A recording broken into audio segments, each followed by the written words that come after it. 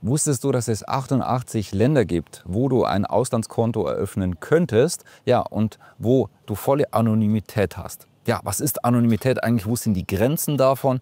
Welche Länder sind da besonders geeignet, was Anonymität betrifft und auch allgemein? Das sehen wir uns im heutigen Tippvideo gemeinsam an von Faszination Freiheit. Schön, dass du heute mit dabei bist. Hier zugeschaltet aus Angola, dem kleinen südafrikanischen Land. Am Ende des Videos werde ich da auch ein paar Impressionen zeigen. Ganz, ganz spannend.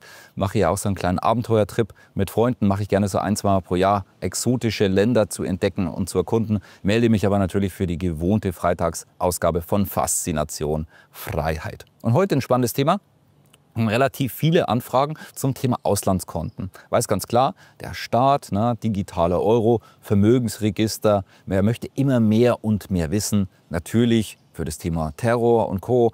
Aber nun ja, vielleicht könnten diese Daten, wenn mal irgendwann festgestellt wird, hoppla, wir sind ja pleite, dass das Ganze halt irgendwie bezahlt werden muss. Vielleicht wird dann auch mal wieder, und das hatten wir historisch ja schon mehrfach, eben auch an das Gelder und auch an Immobilien und Co. der Menschen gedacht, dass da was da ist. Und deswegen vielleicht nicht so verkehrt, sich einfach mal grundsätzlich Gedanken zu machen. Ja, und wie ist das denn mit dem Thema Auslandskonten? Das sehen wir uns heute an. Ja, und dazu solltest du erstmal wissen, das sogenannte CRS, das ist das Herzstück von dem internationalen Datenabgleich, die Common Reporting Standards. Und wenn dein Land teilnimmt, das ist relativ wahrscheinlich, ja, dann werden dort Daten geliefert, beziehungsweise wenn beide Länder am CRS teilnehmen, dann wird, auch wenn du dort ein Auslandskonto hast in einem anderen Land, dann werden dort auch Daten geliefert. Das CRS hat das internationale Bankgeheimnis im Prinzip ausgehebelt. Also ganz bekannt war es ja noch vor mehreren Jahren, dass wir das in der Schweiz und in Liechtenstein hatten, ist aber komplett Geschichte, obwohl es Jahrhunderte vorher gedauert hat. Ja, auf internationalen Druck haben auch diese Länder sich gebeugt. Und es werden tendenziell auch immer mehr. Es sind immer noch relativ viele. Wir sehen es uns, wie gesagt, an. Das sind aber jetzt vielleicht auch nicht die finanziell und politisch stabilsten Länder dieser Welt. Aber es sind durchaus interessante Länder mit dabei. Und wir sehen uns natürlich auch darüber hinaus an, warum Anonymität nicht das alles entscheidende Kriterium sein sollte, warum es darüber hinaus noch viel mehr gibt. Das sehen wir uns heute gemeinsam an. Ja, und auch der Hinweis noch an dieser Stelle, CS 2.0, das sogenannte CARF, wo auch Krypto dann reguliert und der Informationsaustausch kommen soll. Und zwar ab 2026, das ist bereits in den Startlöchern. Das heißt, der Staat möchte immer mehr und mehr wissen. Also grundsätzlich bist du verdächtig, der Staat vertraut dir letztendlich und niemanden mehr dort draußen.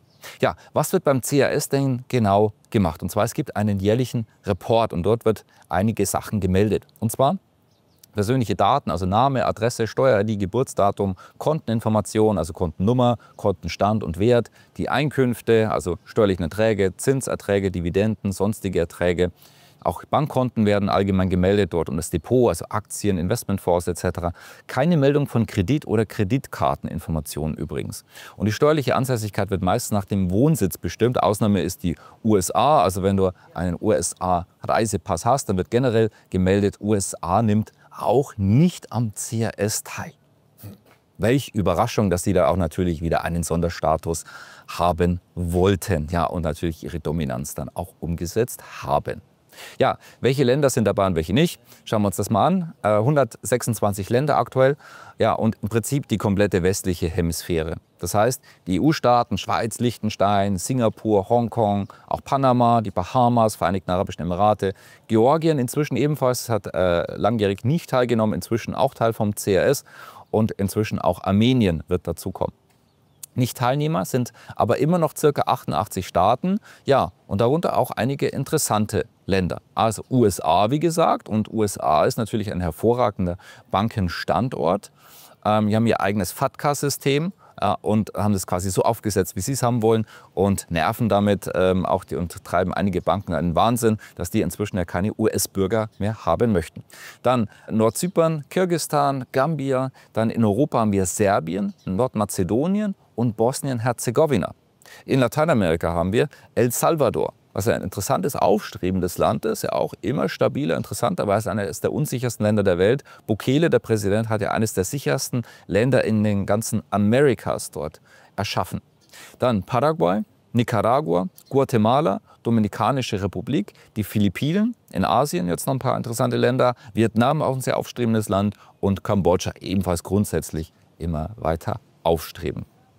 Es gibt auch einige Länder, die sind schon im CS-Report erfasst, die sind noch nicht drin, werden aber teilnehmen, die seien ebenfalls erwähnt. Und zwar haben wir hier Armenien in 2025, dann Ruanda, der Senegal, Kamerun, Mongolei, Papua, Neuguinea und Trinidad und Tobago. Wenn du hier up-to-date sein möchtest, dann kannst du den Link unterhalb von dem Video dort notieren und da die OECD-Liste von Ländern, die am CRS teilnehmen. Kannst du dir gerne anschauen.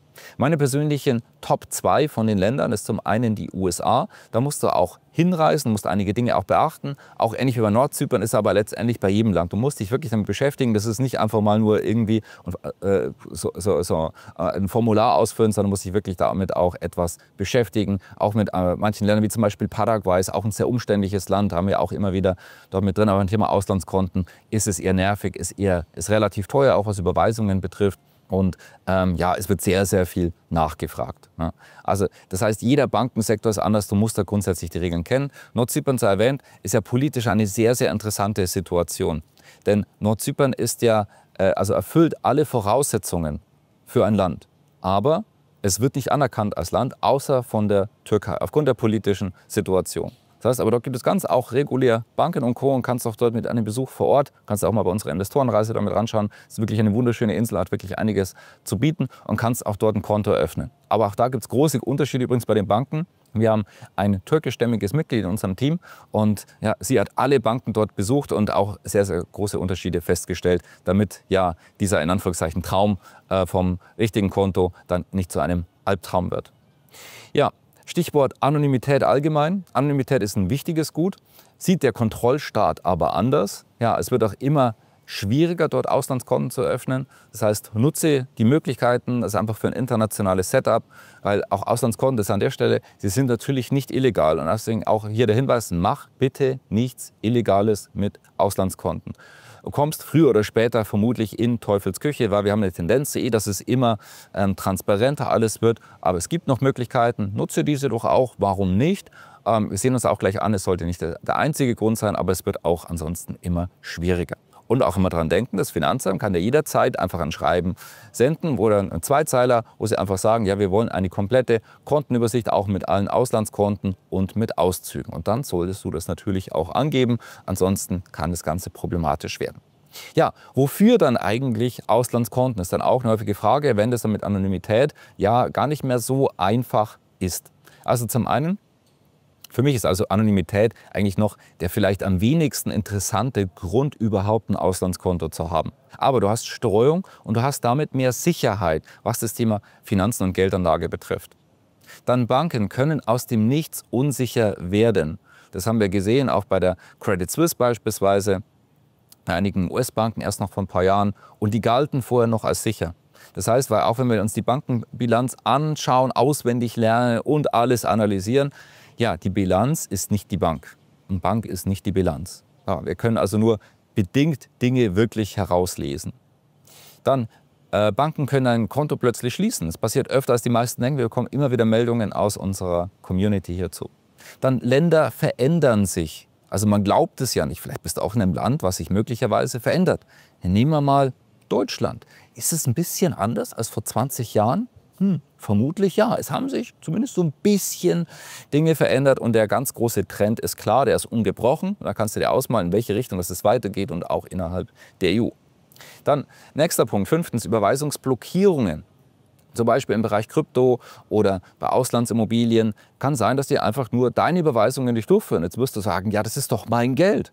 Ja, das ist vollkommen richtig. Und dass die sich teilweise einfach weigern, ja, bestimmte Auslandstransaktionen vielleicht durchzuführen oder mit Krypto und da vielleicht das nicht nur weigern, sondern vielleicht sogar dein Konto danach schließen. Das sind Fälle, von denen wir immer wieder hören. Also je international Leben ist, auch für Streuung, Internationalität und dass du eben ja nicht alles nur an einem Ort hast, was ja eines der Grundpfeiler in unserer Community ist, weil du dann erst richtige Sicherheit umsetzen kannst durch Internationalisierung. Je mehr dein Leben internationalisierst in dein Geld, desto sicherer ist es aufgestellt. Aber natürlich auch immer mit Sinn. Also jetzt wie hier an richtig guten Finanzplätzen und Bankenstandorten und nicht einfach nur ja, in irgendein tief afrikanisches Land einfach so hinein zu überweisen. Also ich bin zwar hier gerade in Angola, aber ich würde jetzt nicht unbedingt hier Konten eröffnen und hier Überweisungen durchführen. Das ist an der Stelle auch natürlich kurz erwähnt. Das hier ist einfach mal was Neues sehen und mal was Neues zu entdecken. Ja, Punkt Nummer 6, mehr Anonymität und Diskretion. Also, wir haben ja gerade schon darüber gesprochen, also auch selbst wenn das andere Land am CRS teilnimmt, ja, wenn es ein richtig gutes Land ist, ein Top-Bankenstandort, und hast du aber trotzdem auch gleichzeitig mehr Anonymität. Das heißt nicht volle Anonymität, aber mehr Anonymität. Warum? Weil der Finanzbeamte um die Ecke, der kann halt nicht einfach eine Schnittstelle zu den ganzen Banken vor Ort, zum Beispiel in Deutschland, Österreich etc., dort direkt nachschauen, ja, was hat denn der Max Müller und die Anneliese Meyer denn da genau überall für Transaktionen, was machen die denn da die ganze Zeit? Das geht eben nicht so einfach. Also das heißt, du hast mehr Anonymität trotz CRS. Das sollte dir auch bewusst sein. Also auch von dem her eine sinnvolle Sache. Schutz vor Kapitalverkehrskontrollen. Das heißt, wenn dann festgestellt wird, oh hoppla, der Euro war ja schon kurz vor dem Sprung über die Klippe, dann kann es sein, dass es jederzeit Kapitalverkehrskontrollen gibt. Warum? Weil dann die Menschen flüchten wollen und sagen, ja, das ist nicht so ganz stabil. So, und dann gibt es Kapitalverkehrskontrollen, das heißt, du kannst nicht mehr frei transferieren. Wenn es aber bereits im Ausland ist, ja, dann ist es bereits im Ausland. Zurück ist übrigens immer einfach. Dann, das heißt also, das Rausüberweisen, das kann das Schwierige werden. Das ist an der Stelle auch erwähnt. Das heißt, bei den Ländern, wo du Auslandskonten hast, auch immer hinschauen, wie ist es denn mit Kapitalverkehrskontrollen, kannst du auch wieder frei zurücküberweisen. Je westlicher die Länder sind, desto eher. Also deswegen immer genau anschauen. Ja, und hier ein paar Fragen aus unserer Community, die dazu auch gekommen sind. Wie, lieber Thorsten, was kann ich meinem Banker sagen, was mit dem Geld passiert? Das ist eigentlich ganz einfach. Kannst du sagen, ich streue, ich internationalisiere, möchte nicht alles nur an einem Ort haben. Ich bekam das als Tipp, zum Beispiel Land XY, und auch immer der Hinweis, Auslandskonten sind legal. Das heißt, mach einfach nichts Illegales. Und wirklich, als absolute Empfehlung sei natürlich auch an dieser Stelle hier erwähnt. Also es ist übrigens genauso wie mit dem Messer oder mit Macheten. Also nutze es nicht für nichts Illegales und es wird nichts passieren. Weil ansonsten kann es sein, dass du eine Straftat machst. Na gut, außer in manchen Fällen in Deutschland, da ist auch das keine Straftat, wenn du mit Messer, Machete irgendwelche Dinge machst. Da heißt noch lange nicht, dass du deswegen ins Gefängnis kommst, aber das ist ein anderes Thema. Ja, wie und wo kann ich nächste Frage, wie und wo kann ich einen Teil meines Vermögens legal im Ausland verlagern, ohne direkt vor Ort sein zu müssen? Es geht nicht um Steuervermeidung.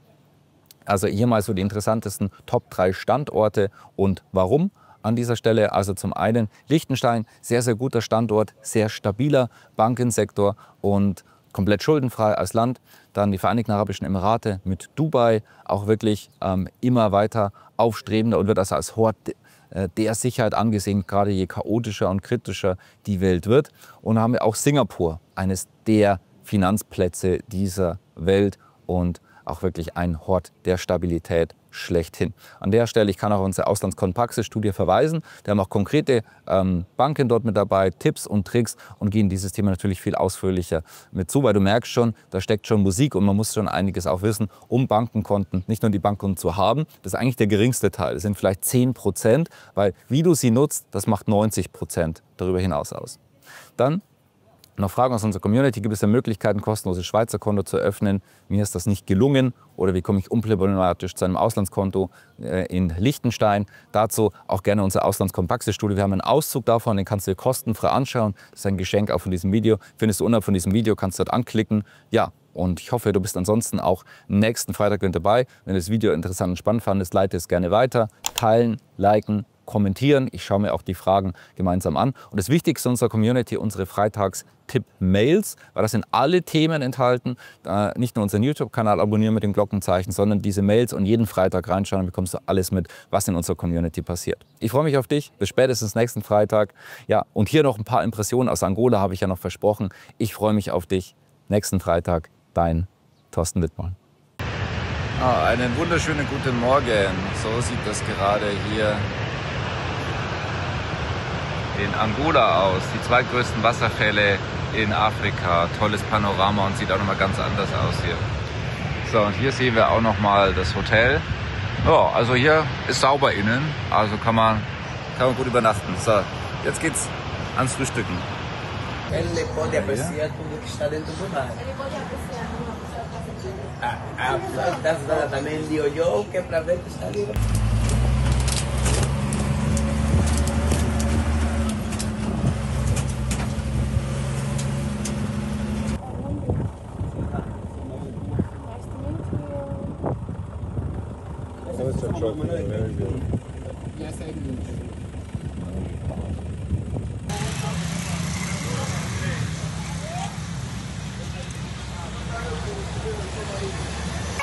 hey, hey, hey, hey, hey.